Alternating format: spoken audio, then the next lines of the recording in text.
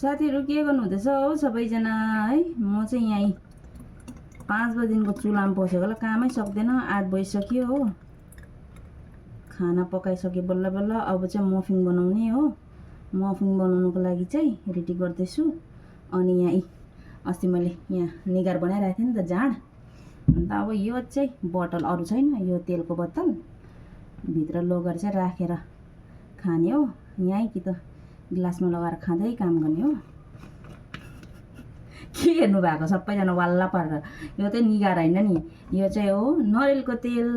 यो चाहिँ मैले खनाउँदाखेरि माथि माथिको नहल्लाइकन खनाएछु कि, अन्त माथि माथि चाहिँ उयो गयो हो। अनि यहाँ हेर्नुहोस् न नरिवल जति छोक्रा छोक्रा सबै मैले नहल्लाइकन यसरी तेल खनाउनु हुँदाखेरि चाहिँ यहाँ हेर्नुहोस् है सबै यहाँ तल तल बाक्लो छोक्रा चाहिँ बसेछ।